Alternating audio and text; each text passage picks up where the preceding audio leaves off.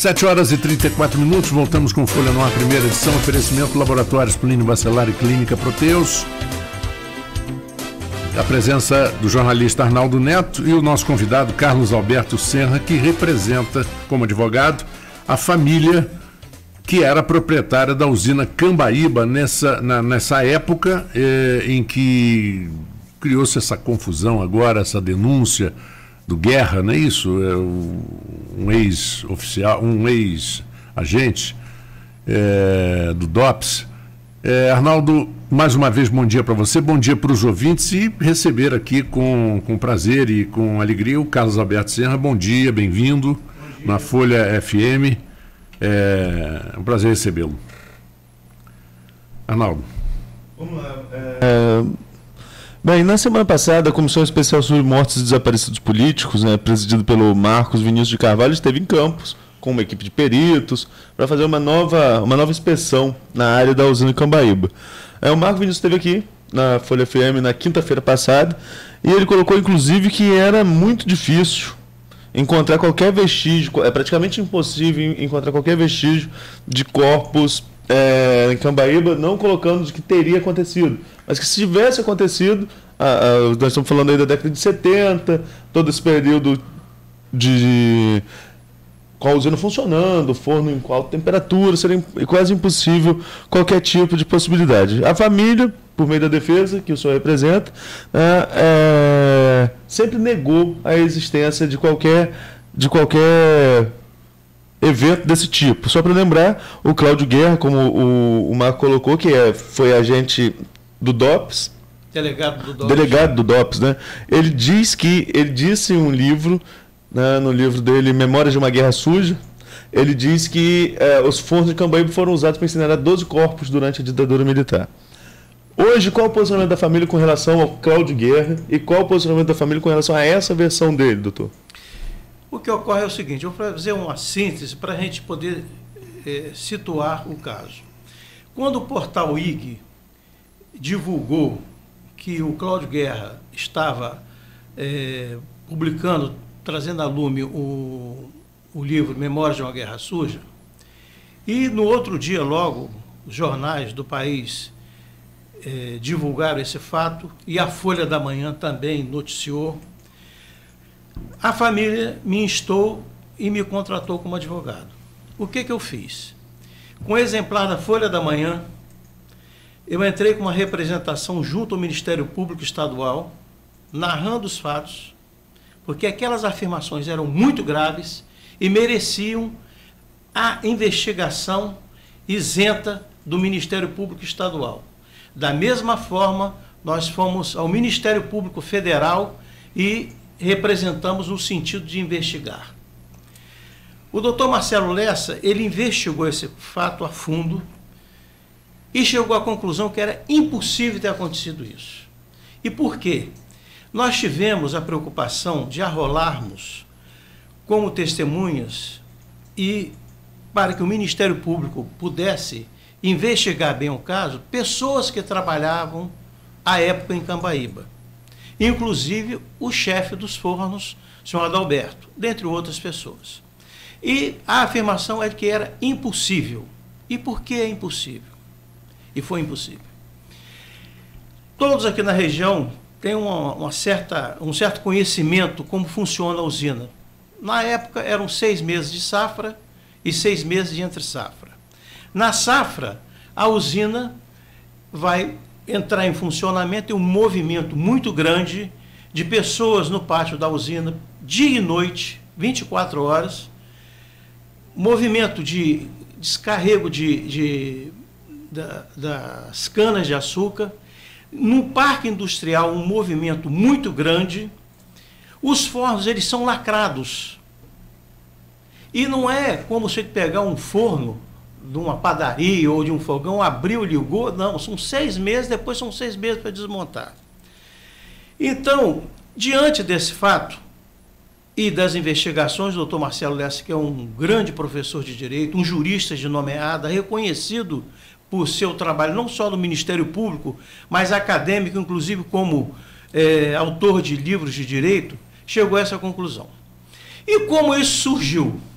A Comissão Nacional da Verdade, ela, instituída, começou a investigar os fatos. E num dos depoimentos que eu vi, e eu assisti todos relativos a Cambaíba, o José Carlos Dias, que é um grande advogado brasileiro, ele indagou do Cláudio Guerra como que, passado tanto tempo, ele conseguia identificar o nome, as pessoas, fazer essa ligação.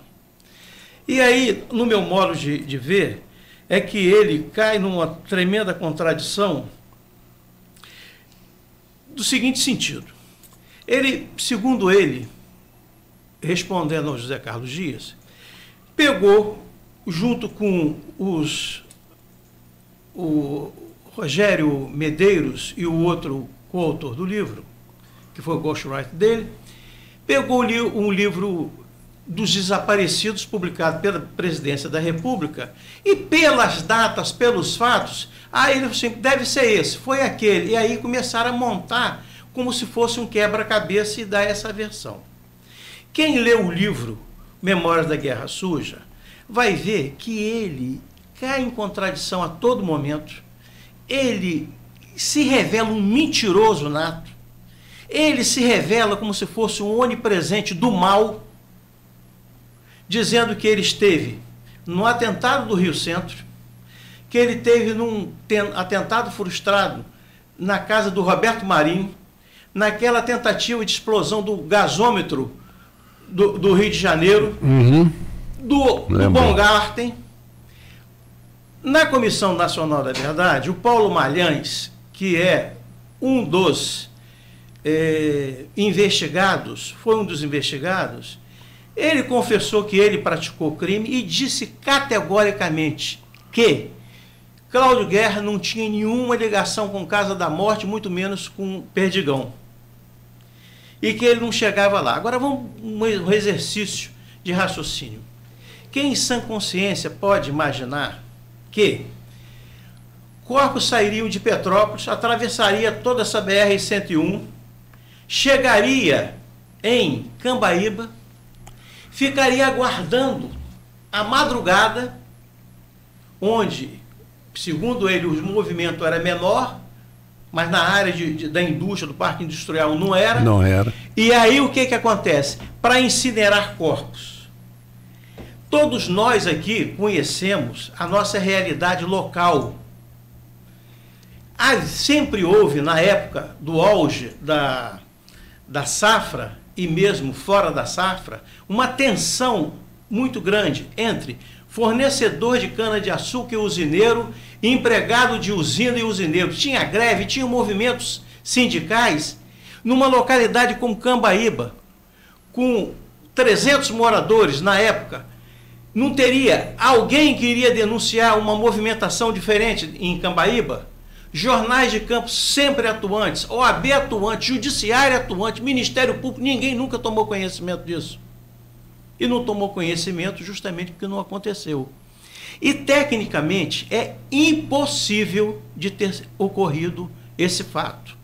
Além de a família jamais ter admitido isso aí. Então, no decorrer da instrução processual, isso vai ficar demonstrado. E o que acontece? Eu me lembro de uma colocação sua, Marco Antônio, quando o perito esteve em Campos, agora dias atrás, você fez lembrar o caso do Mário Gomes, daquele caso da cenoura. Então, o que acontece? Planta-se, vai divulgando-se fatos mentirosos, depois toma um status de verdade, e depois você tem que provar que justamente aquilo não aconteceu. Então, o ônus da prova não passa a ser do Ministério Público, passa a ser de quem está sendo ofendido. Em relação ao Cláudio Guerra, nós estamos... eu já fiz o levantamento da vida dele, já vi empresas que ele seria sócio, e nós temos o seguinte posicionamento: vamos atuar no processo como estamos atuando, e em relação a ele, aí nós temos que averiguar esse fato todo e, com toda essa produção de prova carreada aos autos, tomar medida em relação a ele, judicial, de reparação de danos, contra a própria editora e contra quem é coautor do livro, que seriam solidariamente responsáveis. E em relação a ele, a Cláudio Guerra, nós entramos com uma representação do Ministério Público Estadual pelo crime de calúnia e difamação. Então, o que ocorre? Dentro do bojo dos autos dessa ação, houve o seguinte: Cambaíba foi notificada para apresentar sua defesa prévia.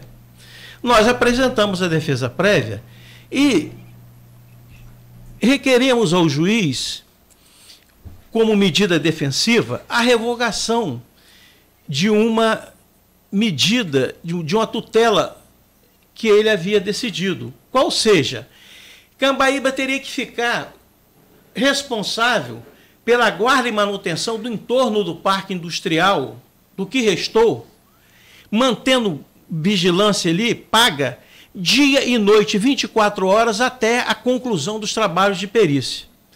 Então, na defesa, o que eu fiz?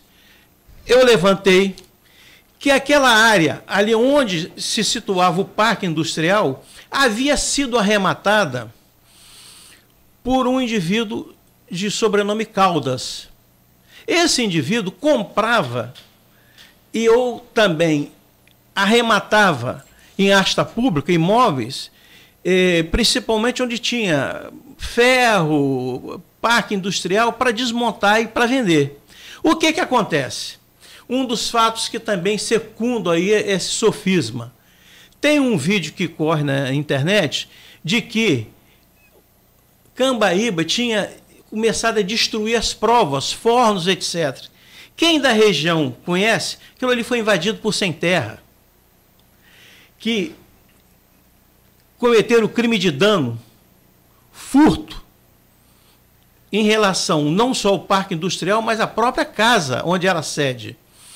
Então, o que ocorre? Diante dessa decisão judicial, eu, em defesa de Cambaíba e dos herdeiros, eu afirmei, se o Ministério Público quisesse investigar, teria visto que na própria vara federal tinha sido arrematada em asta pública essa área pelo Caldas, que tem como razão social da sua empresa, tinha, né, que ele faleceu, o desmonte. Então, o que ocorre? O Ministério Público Federal requeriu a suspensão do processo por 60 dias e nisso começou a investigação junto aos cartórios de registro imobiliário da cidade para constatar se aquilo que eu afirmar era verdade ou não, e realmente constatou. Só que hoje, o que acontece? Essa área é de São João da Barra Empreendimentos Limitada. E aí entrou São João da Barra e saiu Cambaíba. E nós estamos no Tribunal Regional Federal da 2ª Região para nós voltarmos aos autos para produzirmos a mais ampla e geral defesa e o contraditório. E é uma coisa muito simples, muito clara. Quem é que quer ser réu num processo? Quem é que tem saindo por uma decisão judicial, quer voltar, a não ser quem tenha absoluta certeza de que aquilo não é verdade, aquilo não acontecera. E tem, só para concluir, tem uma passagem dele aqui que é risível. Se pegar o livro Memórias de uma Guerra Suja, folha 58, olha o que ele diz.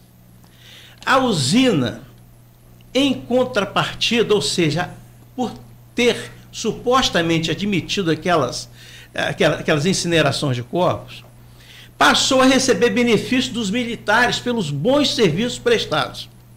Olha aqui, que coisa surreal, parece até Sucupira do Rodrigo Paraguaçu.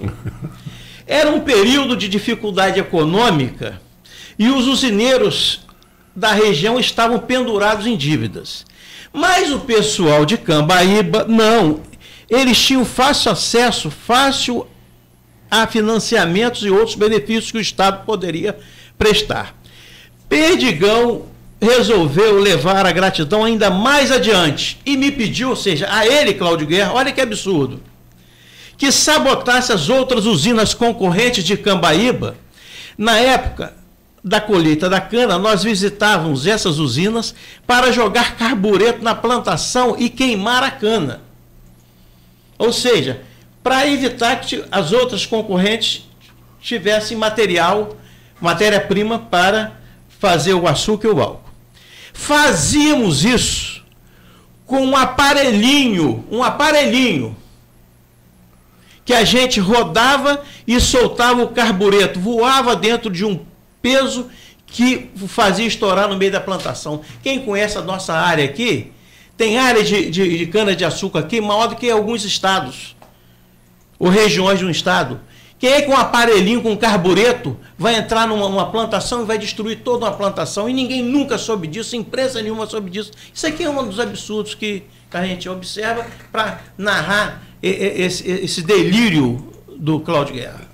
Evidentemente que os proprietários dessas outras fazendas pulariam e gritariam muito alto nessas partes. E outra coisa, hoje em dia, em pleno século XXI, 2020, se uma comunidade pequena chegar um carro diferente, a primeira coisa que você fica, olha, anota a placa do carro, procura ver. Como que naquela época, década de 70, isso não aconteceu?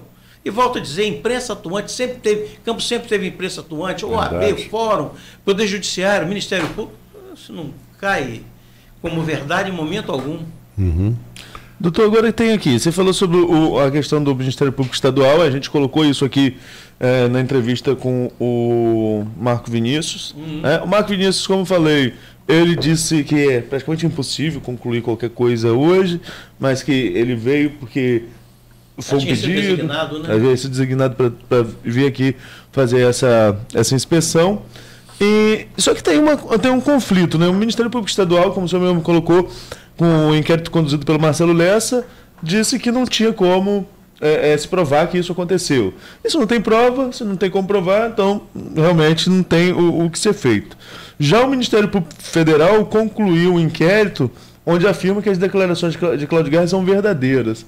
Na opinião do senhor como jurista, não só como advogado de uma das partes, mas como jurista, como entender essa divergência entre posicionamento entre os inquéritos do Ministério Público Estadual e Federal? No meu modo de entender, o que ocorre é o seguinte: o dever de investigar e a necessidade da investigação, ela é imperiosa, tanto é que nós fomos ao Ministério Público Estadual e fomos ao Ministério Público Federal.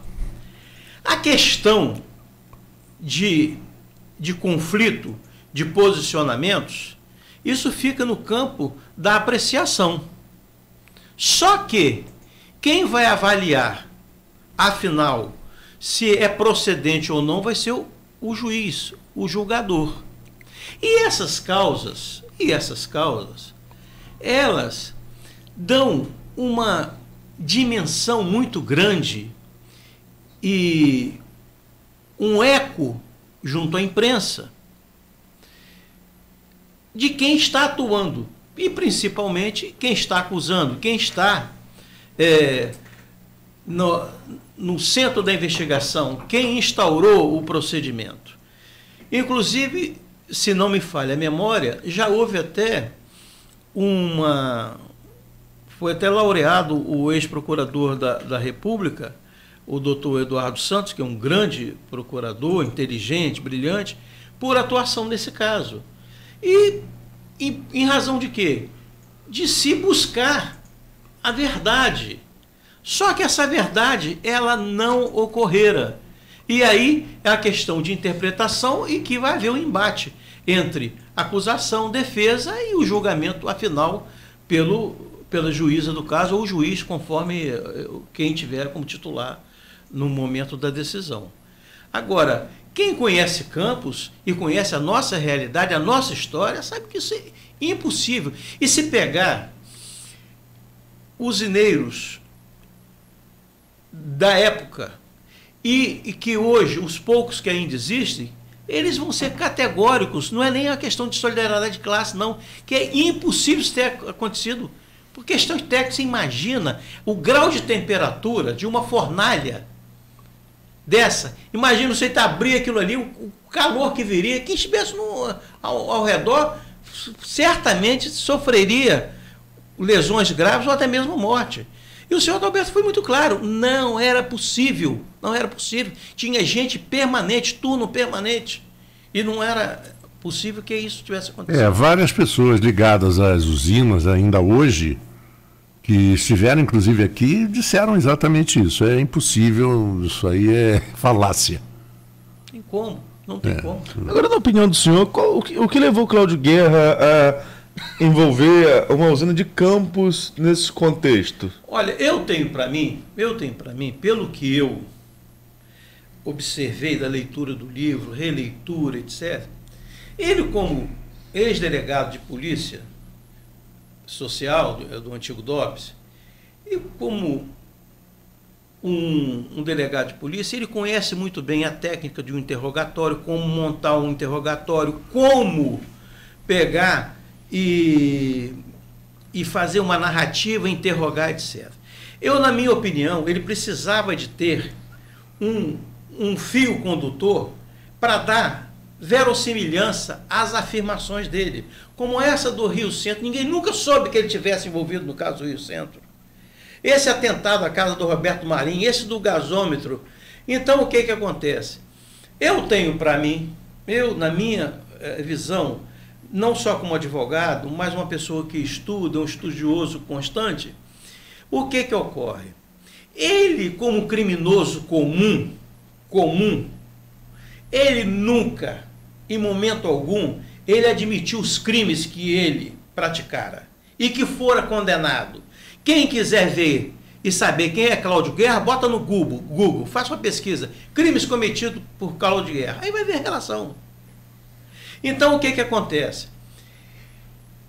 Essa questão, do meu modo de ver, o que ocorre? Ele precisava de uma narrativa, deu uma de que ele tinha essa importância histórica, calhou com essa questão da Comissão Nacional da Verdade em buscar onde estariam os corpos desaparecidos políticos e criou essa narrativa. Na minha opinião, foi isso. E como? Que ele tivesse vindo aqui na região, é provável até que tivesse vindo, que aqui do estado do Rio Espírito Santo, perto, tivesse conhecimento com pessoas, sim. Agora, em relação a Cambaíba, ao que eu sei, o doutor Eli não tinha nenhum tipo de contato com ele, Jorge nenhum tipo de contato com ele, Bartolomeu nenhum tipo de contato com ele, João não está aqui para falar. Então, fica difícil a gente afirmar se tiver ou não. E ele também, no próprio livro, ele diz o seguinte, que ele chegava com os corpos, aguardava, e aí quem ia para a fornalha era Zé Crente e Vavá. Vavá é cliente meu. Vavá era motorista, e Zé Crente parece que era motorista da família.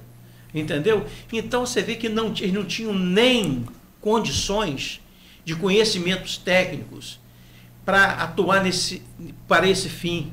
E outra coisa mais, vamos questionar.